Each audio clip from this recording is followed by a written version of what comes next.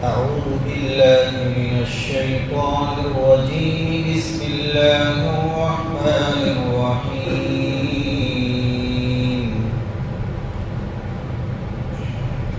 وقال إني ذاهب إلى ربي سيهدين. رب هب لي من الصالحين. فبشرناه بغلام حليم. فلما بلغ معه السعي قال يا بني إني أرى في المنام أني أذبحك فانظر ماذا ترى. قال يا أبت افعل ما تؤمر ستجدني إن شاء الله من الصابرين. فلما أسلما وتله للجبين وناديناه أن يا إبراهيم قد صدقت الرؤيا إنا كذلك نجزي المحسنين. إن هذا لهو البلاء المبين. وفديناه بذبح عظيم وتركنا عليه في الآخرين. سلام على إبراهيم كذلك نجزي المحسنين. إنه من عبادنا المؤمنين.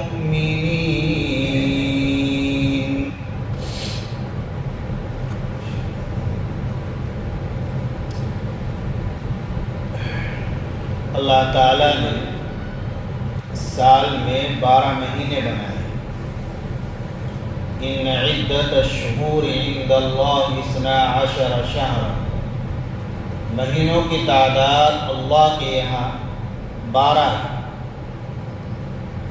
ان 12 مہینوں میں 4 مہینے بہت احترام کے مہینے ہیں اور بڑی برکتوں والے مہینے ہیں. ان 4 مہینوں میں سے ایک مہینہ یہ بھی ہے جو چل رہا ہے، ذی الحجہ کا مہینہ. یہ بڑا ہی بابرکت مہینہ ہے. تو عظیم الشان عبادت ایسی ہیں جو صرف اس مہینے میں ادا کی جاتی ہے، کسی اور مہینے میں وہ ادا نہیں ہوتی. ایک حج جو عظیم الشان عبادت ہے، اسلام کا اہم ترین رکن ہے. جن 5 چیزوں پر اسلام کی بنیاد ہے ان میں ایک حج بھی ہے. کل سے حجاج اکرام حج کے اعمال میں، حج کے ارکان میں مشغول ہو جائیں گے اور مینا کا سفر ان کا شروع ہو جائے گا. کتنے مبارک دن. انسان ان دنوں کے اندر اپنے ذہن کو ادھر ہی متوجہ رکھے کہ اللہ کے عاشق، اللہ کے محبوب اور مقبول بندے ایک عاشقانہ عبادت کے لیے ایک بڑے میدان میں جمع ہو رہے ہیں. پورے سال ایسا کوئی دن نہیں آتا، ایسا کوئی موسم نہیں آتا، اتنا مبارک وقت کوئی نہیں آتا. ان حجاج کا خیال رکھے، اللہ سے دعا مانگتا رہے، یا اللہ لاکھوں کا مجمع ان کی دعاؤں میں ہمارا حصہ نصیب ہو، اور ہمیں بھی یا اللہ وہاں کی مقبول حاضری اور مقبول حج نصیب ہو. جن پر حج فرض ہے وہ پہلی فرصت میں حج کریں، ورنہ اللہ کے نبی صلی اللہ علیہ وسلم نے سخت وعید بیان فرمائے ایسے شخص کے لیے کہ جو حج نہ کرے حج کے فرض ہونے کے باوجود. فرمایا ہمیں کوئی پرواہ نہیں، یہودی ہو کر مرے، نصرانی ہو کر مرے، کوئی پرواہ. تو حج جیسے عظیم الشان عبادت اسی مہینے میں آیا. عرفے کا دن جو ہوتا ہے، جس دن وقوف عرفہ ہوتا ہے، جمعرات کو ہے حج، جمعرات کو حج ہوگا۔ حضرت شیخ زکریا رحمۃ اللہ علیہ جب ہندوستان میں تشریف فرما ہوتے تو عصر کے بعد سے لے کر مغرب تک حضرت گوشے میں رہتے اور اللہ سے دعا کرتے رہتے، اللہ کی طرف متوجہ رہتے، خیال رہتا کہ یا اللہ تیرے عاشق تیرے سامنے جمع ہے، میدان عرفات میں جمع ہے، تو ایسے وقت میں انسان اللہ کے ذکر میں اور دعا میں تلاوت پہ مشغول رہے۔ دوسرے عظیم الشان عبادت جو صرف اسی مہینے میں ادا کی جاتی ہے اور اس کا وقت یہی مہینہ ہے، وہ ہے قربانی، اضحیہ۔ یہ بھی بڑے عظیم الشان عبادت ہے۔ حضرات صحابہ اکرام رضی اللہ تعالی عنہم نے معلوم فرمایا، ما ہی الاضاحی یا رسول اللہ، اللہ کے رسول یہ قربانی کیا چیز ہے؟ نبی پاک صلی اللہ علیہ وسلم نے فرمایا، سنت ابیکم ابراہیم علیہ السلام، یہ تمہارے باپ ابراہیم علیہ السلام کی سنت ہے۔ صحابہ نے معلوم کیا کہ ہمارے لیے اس میں کیا ہے؟ فرمایا کہ جانور کے جسم پر جتنے بال ہوتے ہیں، ہر بال کے بدلے نیکی، ہر بال کے بدلے نیکی۔ کتنے بال ہوتے ہیں ان کو شمار نہیں کیا جا سکتا، بال ہونا ضروری نہیں، بالوں کی جگہ تو ہے، بالوں کی کیلیں ہوتی ہے، بے شمار ہے، نہیں آدمی گن سکتا۔ یعنی قربانی پر اللہ کی طرف سے بے شمار اجر و ثواب ہے۔ تو چونکہ یہ قربانی حضرت ابراہیم علیہ السلام اور حضرت اسماعیل علیہ السلام کی ایک یادگار ہے، تو قربانی کی جو تاریخ ہے اور اس کا جو پس منظر ہے، جو واقعہ پیش آیا، ایسے موقع پر انسان اس کو پڑھے، سنے، تاکہ اسی جذبے کے ساتھ قربانی اللہ کی بارگاہ میں پیش کرے، جس جذبے کے ساتھ حضرت ابراہیم علیہ السلام نے قربانی پیش کی۔ یہ آیات کریمہ جو ابھی تلاوت کی گئی ہے، ان میں حضرت ابراہیم علیہ السلام اور حضرت اسماعیل علیہ السلام کے اس واقعے کو، ان کی قربانی کو بیان کیا گیا۔ حضرت ابراہیم علیہ السلام کا اصل وطن عراق ہے۔ آپ عراق کے اندر لوگوں کو دعوت توحید دیتے رہے، اللہ کی طرف بلاتے رہے، لیکن جب اپنے قوم کی ظلم و زیادتی سے پریشان ہو گئے تو آپ نے ہجرت کا ارادہ فرمایا اور آپ ملک شام سے ہجرت فرما کر، آپ عراق سے ہجرت فرما کر ملک شام تشریف لے گئے۔ ملک شام کا ایک شہر ہے حران، مفسرین نے لکھا ہے پہلے وہاں تشریف لے گئے، پھر مشہور و معروف شہر حلب وہاں تشریف لے گئے، پھر وہاں سے یروشلم تشریف لے گئے جہاں بیت المقدس ہے۔ یہ فلسطین، غزہ اس وقت ملک شام ہی کا جز ہے۔ اور پھر وہاں سے آپ ایک بستی میں مصر میں تشریف لے گئے، بخاری شریف میں واقعہ ہے تفصیل سے، وہاں قریہ کا لفظ ہے لیکن شراح نے لکھا ہے کہ مصر آپ تشریف لے گئے۔ مصر میں اس وقت جو بادشاہ تھا وہ بڑا ظالم بادشاہ تھا، جبار من الجبابرہ، انتہائی ظالم بادشاہ۔ اس بادشاہ کا حال یہ تھا کہ اگر کوئی اس کی بستی سے، اس کے شہر سے اپنی بیوی کے ساتھ گزرتا اور وہ عورت خوبصورت ہوتی تو اس عورت کو اپنے پاس رکھ لیتا اور شوہر کو قتل کرا دیتا، اور اگر بھائی ساتھ میں ہوتا تو پھر مرد کو قتل نہیں کراتا۔ چنانچہ حضرت سارہ جو حضرت ابراہیم علیہ السلام کی پہلی بیوی ہے، حدیث پاک میں ہے بخاری شریف میں، ہی من احسن النساء، وہ بھی اپنے وقت کی انتہائی خوبصورت عورت تھی۔ بادشاہ کے کارندے حضرت ابراہیم علیہ السلام کے پاس آئے اور معلوم کیا کہ یہ کون ہے، تو حضرت ابراہیم علیہ السلام نے فرما دیا ہذہ اختی، یہ میری بہن ہے۔ اور حضرت سارہ سے فرما دیا کہ دیکھیے تم مجھے جھٹلانا نہیں، ایمان کے اعتبار سے، دین کے اعتبار سے بہن کو اس وقت دنیا میں اور تمہارے علاوہ کوئی اور مومن نہیں ہے، میرے اور تمہارے علاوہ کوئی اور مومن نہیں۔ خیر حضرت ابراہیم علیہ السلام کو تو انہوں نے چھوڑ دیا، لیکن حضرت سارہ کو وہ بادشاہ کے کارندے اپنے بادشاہ کے پاس لے گئے،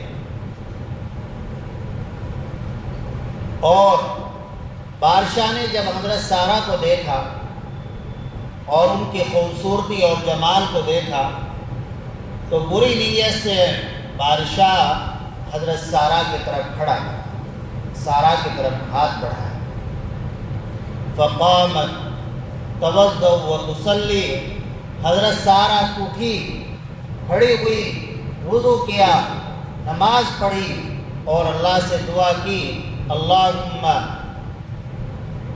ان کنت آمنت بک وبرسولک واحسنت فرجی، اللہم ان کنت آمنت بک وبرسولک واحسنت فرجی الا علی زوجی فلا تسلط علی الکافر۔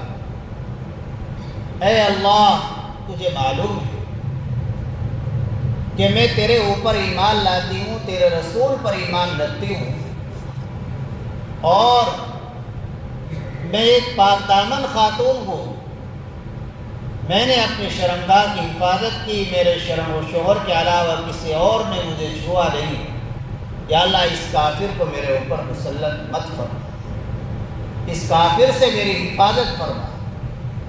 اس میں عبرت کے سبق ہے ہمارے لیے، ہماری بچیوں کے لیے، ماں اور بہنوں کے لیے، کہ آج ہم ذرا سے لالچ میں اور ذرا سی تکلیف کی وجہ سے پھسل جاتے ہیں اور بڑے سے بڑا گناہ کرنے کے لیے تیار ہو جاتے ہیں۔ دیکھیے حضرت سارہ کو ایک بادشاہ کے سامنے ہے، بادشاہ، لیکن اس بادشاہ کی بھی ہمت نہیں ہوئی کہ حضرت سارہ کی پاک دامنی پر داغ لگا سکے۔ چنانچہ حضرت سارہ نے اللہ کی طرف رجوع کیا، اللہ کی مدد آئی، اور وہ بادشاہ غشی کھا کر زمین پر گر گیا اور ہاتھ اور پیر زمین پر مار رہا ہے، ایسا معلوم ہوتا تھا کہ ابھی اس کے سانس نکل جائے۔ آج ہماری بچیاں، ہماری بہنیں، اللہ ان کی حفاظت فرمائے، اگر ایسا موقع ہو جائے تو اللہ کی طرف رجوع کرے، اللہ سے عفت و پاک دامنی مانگے، اپنا ارادہ بھی پختہ ہو کہ میں اپنی عزت کو، اپنی پاک دامنی کو، اپنے خاندان اور گھر کی عزت کو داغدار نہیں ہونے دوں گی۔ اللہ کی طرف رجوع کرے تو اللہ کی مدد آئے۔ حضرت سارہ کے ساتھ اللہ کی مدد آئی، بادشاہ زمین پر گر گیا۔ آج بھی وہی اللہ ہے، آج بھی اللہ کی وہی طاقت ہے جو اس وقت تھی، آج بھی اللہ حفاظت فرمائیں گے، جس وقت طرح اس وقت حفاظت فرمائیں گے۔ اب حضرت سارہ کو خیال آیا کہ اگر یہ خبیث ملعون مر گیا تو اس کا الزام میرے اوپر عائد ہوگا، تو اور پریشانی کھڑی ہو جائے گی۔ پھر اللہ سے دعا کی، یا اللہ اسے صحیح کر دو، ٹھیک کر دو۔ چنانچہ وہ تو اللہ کی ایک مقبول بندی تھی، تو اللہ تعالیٰ نے ان کی دعا کو قبول فرمایا اور ٹھیک ہو گیا بادشاہ۔ ٹھیک ہوتے ہی اس خبیث نے پھر بری نیت سے حضرت سارہ کی طرف ہاتھ بڑھایا، پھر وہی معاملہ پیش آیا، غشی کھا کر زمین پر گر گیا۔ پھر ٹھیک ہوا۔ حدیث شریف میں اللہ کے نبی صلی اللہ علیہ وسلم نے سنایا کہ اس خبیث بادشاہ نے، اس ظالم و جابر بادشاہ نے 3 مرتبہ اسی طرح کیا، 3 مرتبہ، تینوں مرتبہ غشی کھا کر زمین پر گرتا رہا۔ اب بادشاہ سمجھ گیا کہ یہ کوئی عام عورت نہیں ہے، بلکہ یہ تو بڑی ہی کرامتوں والے عورت ہے، بڑی ہی بابرکت عورت معلوم ہوتی ہے، بڑی ہی پاک دامن اور بڑی ہی عزت دار خاتون ہے، تو دل کے اندر عظمت عقیدت پیدا ہو گئی اور خیال پیدا ہوا کہ ایسی باعزت باکرامت پاک دامن خاتون کے پاس ہماری اولاد رہے تاکہ اس کے اندر بھی اچھے اوصاف آئے۔ تو بادشاہ نے ظاہر میں تو اپنے کارندوں کو یہ کہا کہ تم کس شیطان کو میرے پاس لے آئے، واپس لے جاؤ، جہاں سے لائے وہ واپس کر دو، لیکن دل میں عظمت بیٹھ چکی تھی تو اندرونی کارروائی یہ کی کہ بادشاہ کی ایک بیٹی تھی، چھوٹی سی عمر کی بیٹی تھی، جس کا نام ہاجر تھا، ہاجرہ جسے ہم کہتے ہیں۔ وہ شہزادی بادشاہ نے وہ بیٹی اپنی خدمت کے لیے حضرت سارہ کو دی، خدمت کے لیے۔ حضرت سارہ تنہا آئی تھی، اب ساتھ اپنے خادمہ کو لے کر جا رہی۔ تو حضرت ابراہیم علیہ السلام سے جا کر کہا، یا ابراہیم اشعرت ان اللہ کبت الکافر واخدم ولیدا، آپ دیکھیے اللہ کی قدرت کہ اللہ نے کافر کو ذلیل و رسوا کر دیا، اور بعض روایت میں ہے کہ اللہ نے کافر کے مکر و فریب کو اسی پر لوٹا دیا، رد کید الکافر علی الکافر وفی روایت علی الفاجر، اللہ نے کافر کی مکاری کو، اس کی فریب کو اسی پر واپس کر دیا، اور اللہ نے خدمت کے لیے ایک بچی عطا فرمائی۔ تو یہ حضرت ہاجرہ اصل شہزادی تھی۔ بہرحال وہاں سے اب 3 آدمی واپس آ گئے، حضرت ابراہیم علیہ السلام، حضرت سارہ ان کی بیوی، اور ایک بچی جس کا نام ہاجرہ ہے۔ یروشلم واپس آ گئے، بیت المقدس جہاں ہے وہاں رہتے رہے۔ چند سال گزر گئے، حضرت سارہ کے دل میں من جانب اللہ خیال آیا۔ جب حضرت ابراہیم علیہ السلام عراق سے تشریف لے جا رہے تھے تو اس وقت اللہ سے دعا کی تھی اور عرض کیا تھا، قرآن بیان کر رہا ہے، وَقَالَ إِنِّي ذَاهِبٌ إِلَىٰ رَبِّي سَيَهْدِينِ رَبِّ هَبْ لِي مِنَ الصَّالِحِينَ، میں اپنے پروردگار کے پاس جا رہا ہوں، میرا پروردگار ہی مجھے صحیح جگہ لے جائے گا، میری رہنمائی کرے گا۔ اور اس وقت دعا کی، اے میرے پروردگار مجھے نیک صالح اولاد عطا۔ اب دیکھیے اولاد کا اللہ نے کیسے انتظام کیا، دعا قبول ہو کر رہتی ہے، دیر سویر انسان مانگتا رہے، اللہ سے دعا کرتا رہے، رد نہیں جاتی، قبول ہوتی ہے۔ وقت لگ جاتا ہے، بعض مرتبہ کچھ مصلحت ہوتی ہے، حکمت ہوتی ہے، اللہ ہی جانتے ہیں، لیکن ایک نہ ایک دن اس کا اثر ضرور نظر آتا ہے۔ دعا کی تھی چلتے وقت، رب ہب لی من الصالحین، اب اللہ نے کیا انتظام کیا کہ بادشاہ کے یہاں بیوی گرفتار ہوئی اور وہاں سے پھر خدمت کے لیے ایک شہزادی ملی۔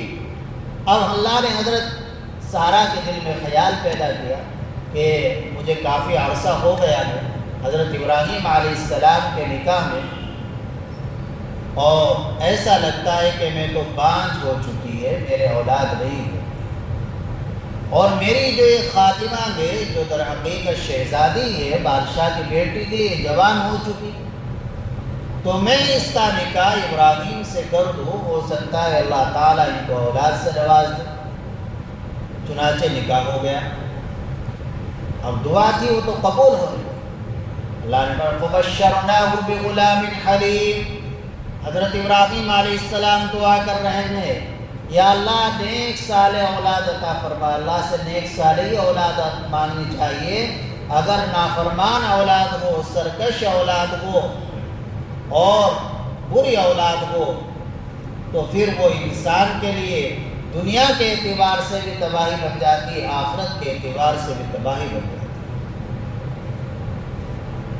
حدیث پاک کے اندر اللہ کے نبی صلی اللہ علیہ وسلم نے دعا، اللہم انی اسألک من صالح ما تؤتی الناس من الاہل والمال والولد غیر ضال ولا مضل، یا اللہ ایسے اولاد مانگتا ہوں جو نہ خود گمراہ ہو نہ گمراہ کرنے والے، ایسا مال جو گمراہی والا نہ،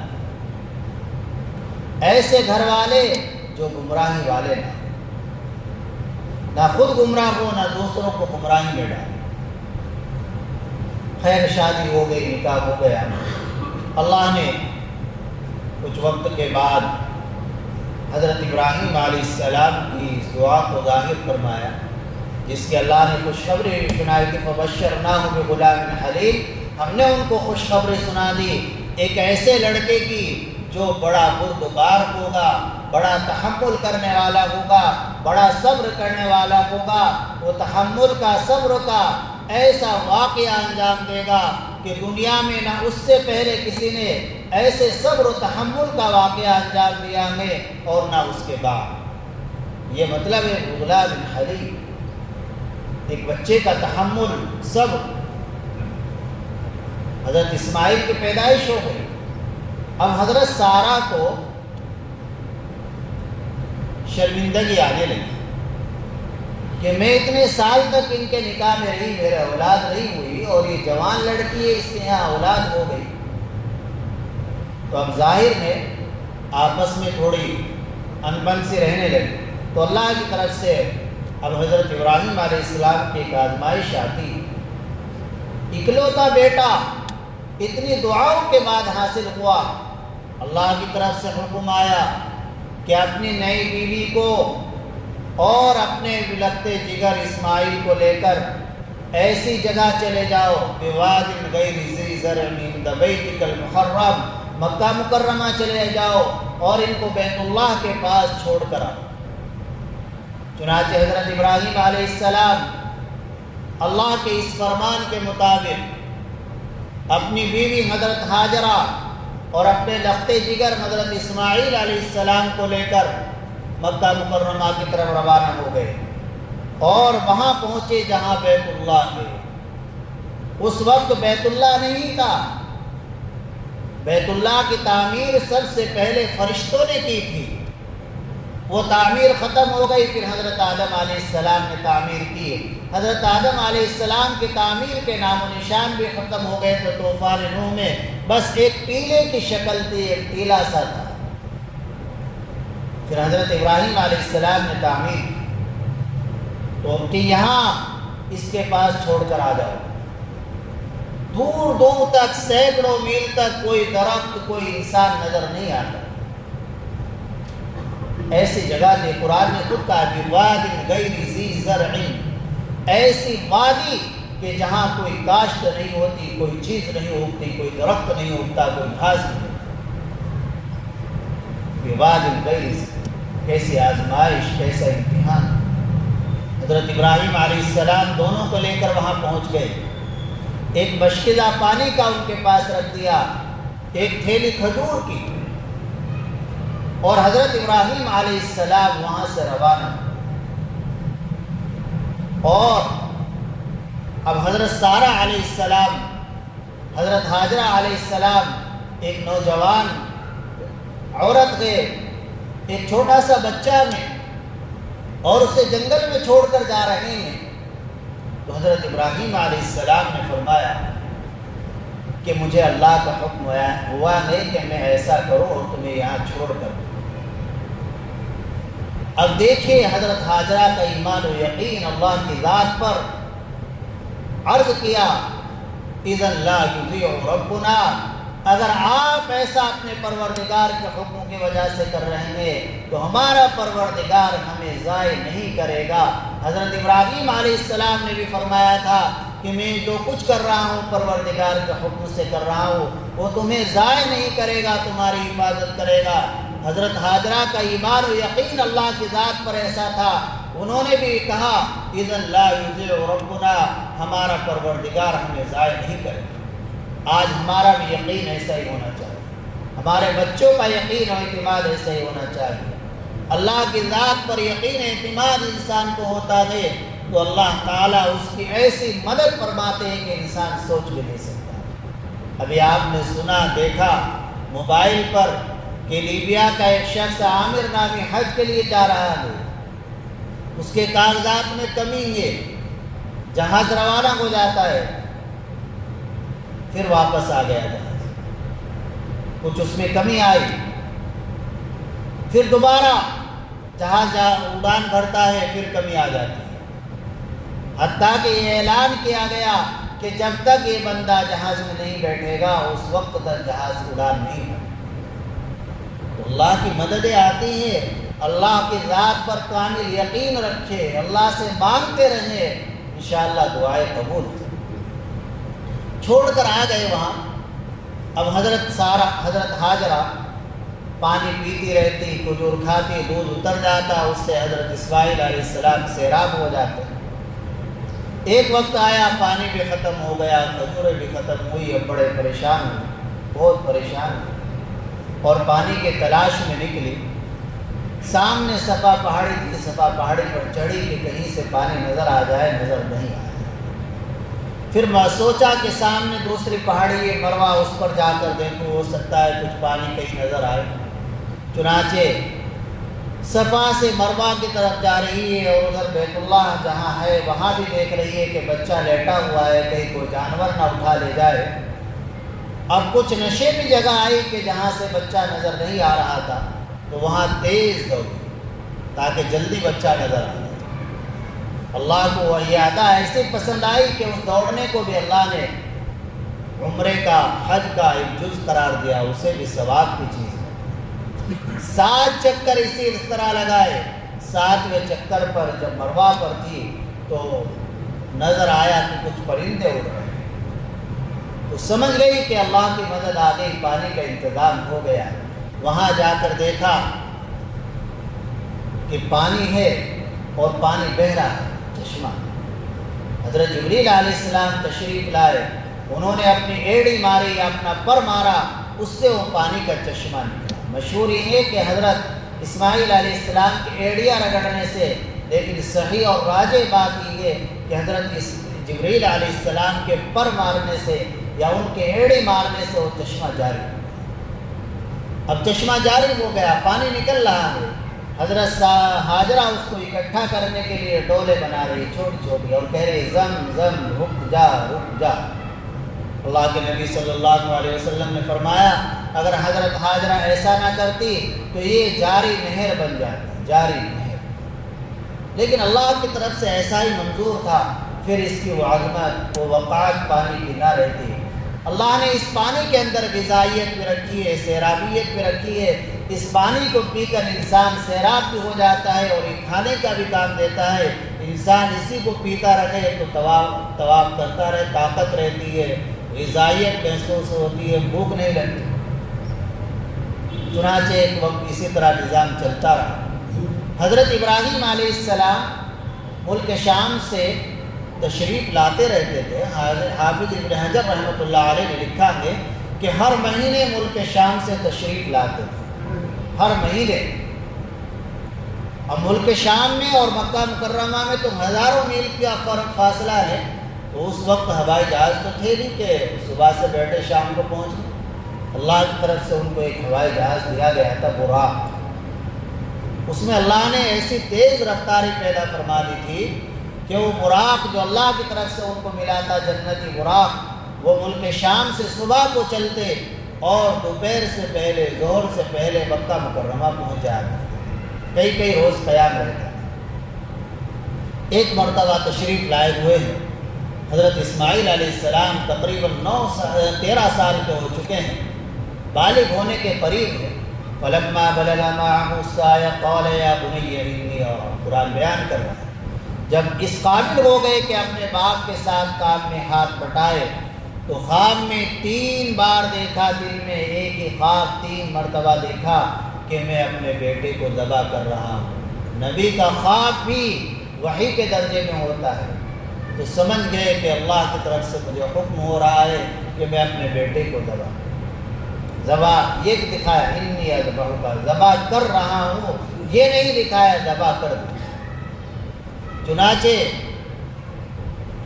اب حضرت ابراہیم علیہ السلام نے اپنے لخت جگر حضرت اسماعیل سے اس کا تذکرہ کیا۔ تذکرہ کرنا نعوذ باللہ اس وجہ سے نہیں تھا کہ اللہ کے حکم کو پورا کرنے میں ان کو کوئی تردد یا شک تھا، بلکہ تذکرہ کرنے کی ایک وجہ اور حکمت یہ تھی کہ میں اپنے بچے کا بھی امتحان لے لوں کہ میرا بچہ اللہ کا حکم پورا کرنے میں میرا کس قدر معاون ہے، کتنا تعاون کرتا ہے۔ بچے کی آزمائش۔ اور دوسرا مقصد، دوسری حکمت یہ بھی تھی کہ تاکہ اچانک جب بچے کو دیکھے گا مجھے ذبح کر رہے ہیں تو عجیب سا لگے گا، وحشت ہوگی، تو بچے کے سامنے پہلے اس کا تذکرہ آ جائے۔ چنانچہ وہ بھی پیغمبر کے اولاد تھی، انہوں نے جواب دیا یا ابت افعل ما تؤمر ستجدنی انشاءاللہ من الصابرین۔ ابا جان، آپ کو جس کام کا حکم دیا گیا ہے آپ اس کو کر گزریے، آپ مجھے اگر اللہ کو منظور ہوا صبر کرنے والوں میں سے کہا۔ اس قدر تواضع کے ساتھ، کس قدر عاجزی اور انکساری کے ساتھ، کس قدر ادب اور احترام کے ساتھ جواب دیا کہ یہ صبر کرنا تنہا میرے بس کی بات نہیں، یہ صبر میں جبھی کر پاؤں گا کہ جب اللہ کی مشیت ہوگی، اللہ کو منظور ہوگا۔ اور صبر کرنا یہ کوئی میرا ہی کمال نہیں ہے، میری ہی خصوصیت نہیں ہے، اللہ کے بہت بے شمار بندے ہیں جنہوں نے عجیب مثالیں قائم کی ہیں صبر کی، تو انشاءاللہ اللہ کو منظور ہوا تو میں بھی ایسے ہی صبر کرنے والوں میں شمار ہوگا، میں بھی شامل ہوں۔ یہ جواب۔ چنانچہ حضرت ابراہیم علیہ السلام ذبح کرنے کے لیے مینا کی طرف لے کر روانہ ہو گئے۔ شیطان 3 مرتبہ درمیان میں حائل ہوا، اللہ کا حکم ہوا کہ اللہ اکبر کہہ کے کنکری مار دو، چنانچہ اللہ اکبر کہہ کے کنکری مارتے گئے، وہ ہٹتا گیا۔ اللہ کو یہ ادا بھی ان کی پسند آئی، قیامت تک کے لیے حج کرنے والوں کے لیے اس کو واجب قرار دیا، جس کو رمی جمار کہتے ہیں۔ وہاں پہنچ گئے میدان ذبح میں، حضرت ابراہیم علیہ السلام نے اپنے بیٹے حضرت اسماعیل علیہ السلام کو لیٹایا۔ فلما اسلما وتلہ للجبین، دونوں کے دونوں اللہ کے حکم کو پورا کرنے کے لیے تیار ہو گئے۔ باپ بھی تیار ہو گیا ذبح کرنے کے لیے، بیٹا بھی تیار ہو گیا ذبح ہونے کے لیے، اور باپ نے بیٹے کو پیشانی کے بل لیٹا دیا۔ کس طرح لیٹایا؟ مفسرین نے لکھا ہے، بعض فرماتے ہیں کہ پیشانی کہتے ہیں اسے یہ 2 کنارے، کہ حضرت ابراہیم علیہ السلام نے اپنے بیٹے حضرت اسماعیل علیہ السلام کو کروٹ کے بل لیٹایا۔ حضرت حامد نور اللہ مرقدہ نے یہی ترجمہ فرمایا کہ کروٹ کے بل لیٹا لیا۔ جب کروٹ کے بل لیٹائیں گے تو پیشانی کا حصہ یہ زمین پر لگ جائے گا، زمین پر لگ جائے گا۔ اور بعض مفسرین کی رائے یہ ہے کہ اوندھا لیٹایا، پوری پیشانی، پورا جبہہ، یہ حصہ زمین پر لگا دیا۔ بیٹے نے اس وقت بعض روایات کے اندر میں ابا جان سے عرض کیا، ابا جان آپ چھری تیز فرما دیں اور آپ مجھے اچھی طرح باندھ دے، میرے کپڑوں کو بھی اتار لے۔ آپ سوچئے، ایک اکیلا بچہ، اکلوتا بیٹا باپ سے ایسی باتیں کر رہا ہے تو کیا گزری ہوگی باپ کے، کیا منظر ہوگا۔ چنانچہ حضرت ابراہیم علیہ السلام نے پوری طاقت سے چھری چلائی، لیکن چھری چلنے والے نہیں۔ اللہ کی طرف سے چھری اور حلق کے درمیان ایک پترا پیتل کا حائل کر دیا، اور اللہ کی طرف سے اعلان ہوا، قد صدقت الرؤیا انا کذالک نجزی المحسنین۔ آپ نے خواب کو سچا کر دکھایا۔ خواب میں یہی دکھایا گیا تھا کہ آپ ذبح کر رہے ہیں، وہ منظر آپ نے پورا کر دکھایا ہے، لہذا آپ اپنے اس عظیم الشان امتحان میں آپ بھی، آپ کا بیٹا بھی کامیاب ہو گئے۔ انا کذالک نجزی المحسنین، ہم نیکوکاروں کو ایسا ہی بدلہ عطا فرماتے ہیں۔ حضرت جبریل علیہ السلام تشریف لائے، آسمان سے ایک مینڈا لے کر اللہ اکبر کہہ رہے ہیں۔ حضرت ابراہیم علیہ السلام نے نظر اٹھا کر دیکھا کہ اللہ کی طرف سے مینڈا آ رہا ہے، جبریل علیہ السلام آ رہے ہیں، تو عرض فرمایا لا الہ الا اللہ، اللہ اکبر۔ تو حضرت اسماعیل علیہ السلام نے جب یہ منظر دیکھا، انہوں نے فرمایا وللہ الحمد، اللہ اکبر وللہ الحمد۔ یہ کلمات ہیں، یہ تکبیر تشریق ہے۔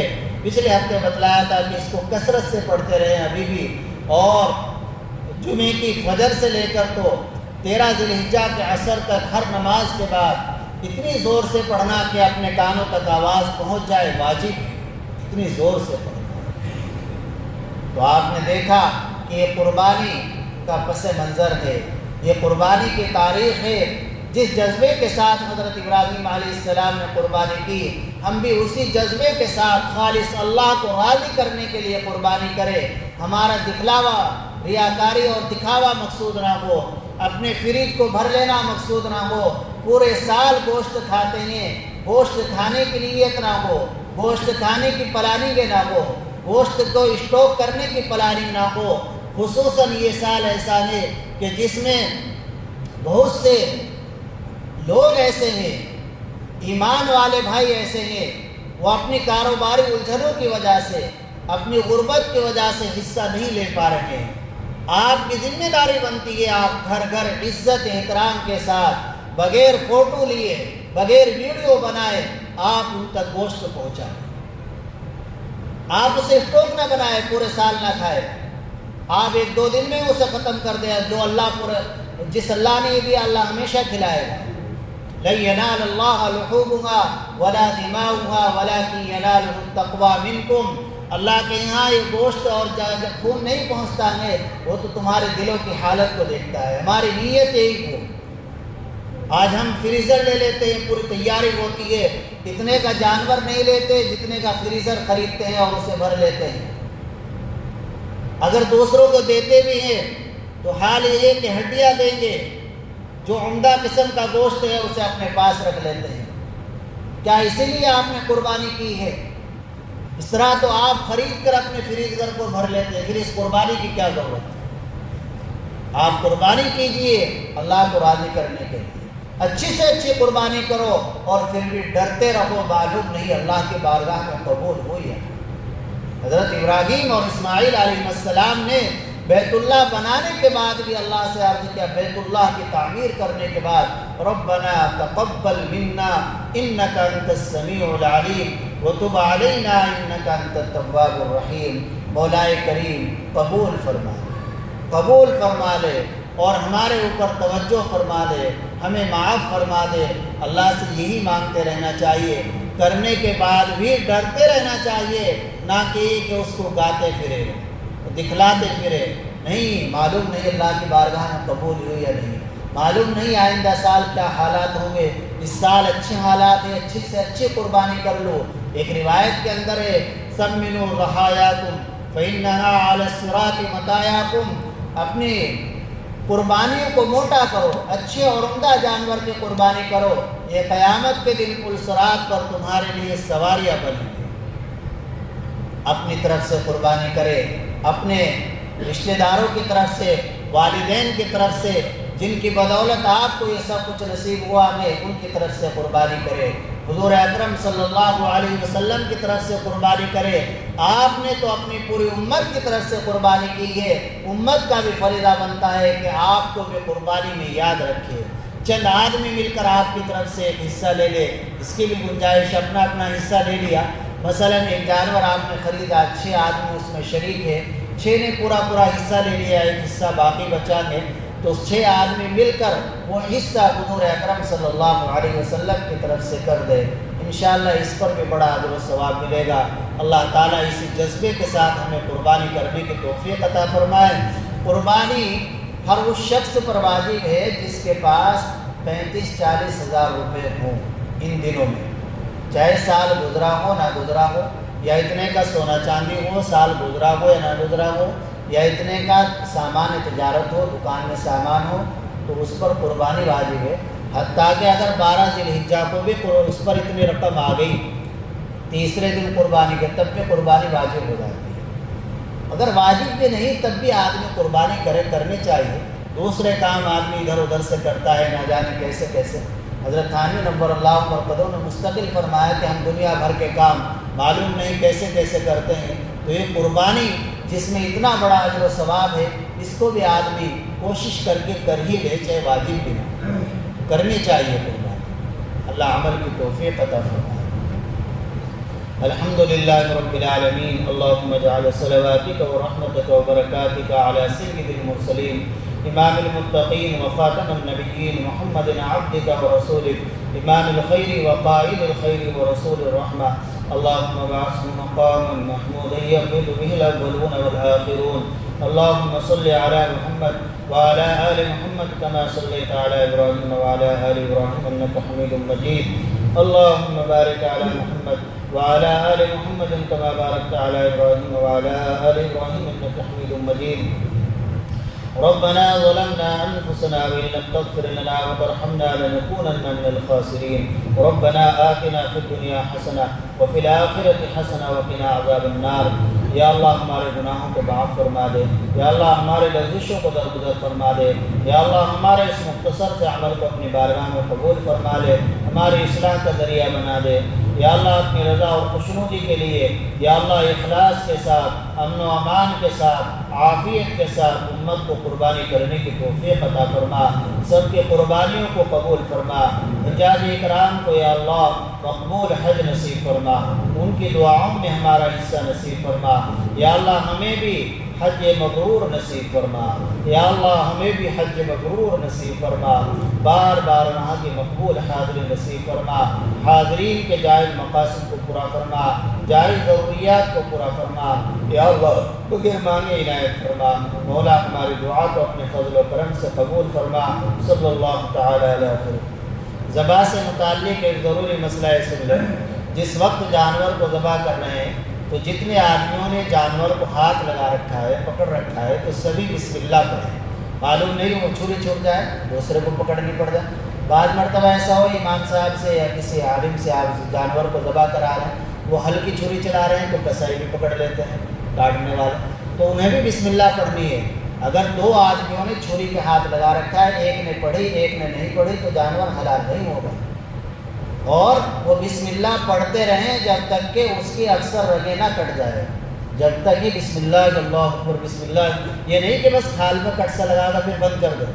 جب تک نہ کٹ جائے اچھی طرح تو تب تک بسم اللہ اللہ اکبر بسم اللہ الرحمن الرحیم بسم اللہ اللہ اکبر یہ پڑھتے ہی رہیں.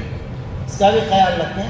اگر اکثر رگیں نہیں کٹی اور پہلے آپ نے رگ کٹنے سے پہلے بسم اللہ ختم کر دی تو ذبح کرنا نہیں پایا گیا بسم اللہ پڑھ کر، پھر وہ حلال نہیں ہوگا.